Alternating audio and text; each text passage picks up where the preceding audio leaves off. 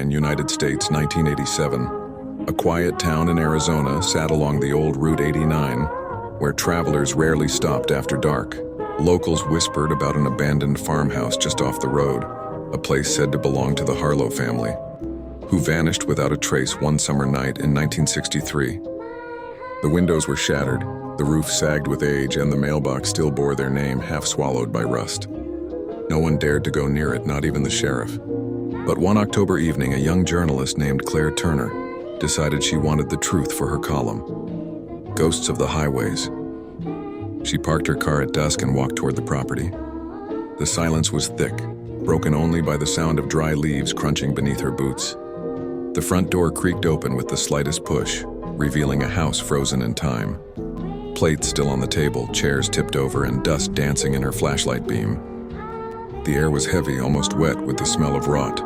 On the wall hung a family portrait, a man, a woman, and two children smiling stiffly. Claire felt their eyes following her as she stepped deeper inside. In her recorder, she spoke softly. The Harlow family disappeared here.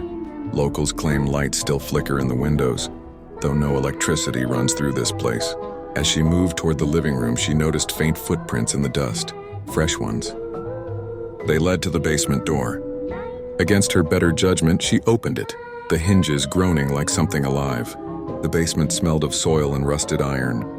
When her flashlight flickered, she caught glimpses of old furniture, jars of murky liquid, and something else, a row of small shapes along the wall.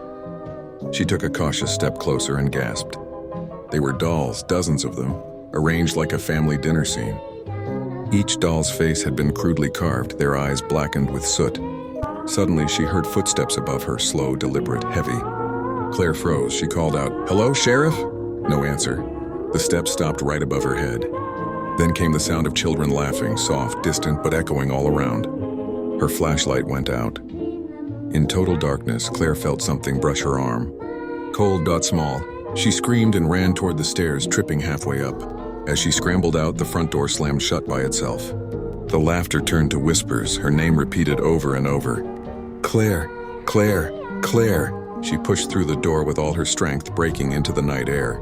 Her car headlights flickered on by themselves, though she hadn't touched the keys. She drove away without looking back. The next morning, her editor received a tape in the mail, her recorder. The last minute was filled with static and faint voices. Among them, you could hear a man saying, "You shouldn't have come here." Police later found her car abandoned by the side of Route 89, doors open, keys in the ignition. Claire Turner was never seen again. Weeks later, a truck driver passing by claimed he saw a light flicker inside the Harlow house.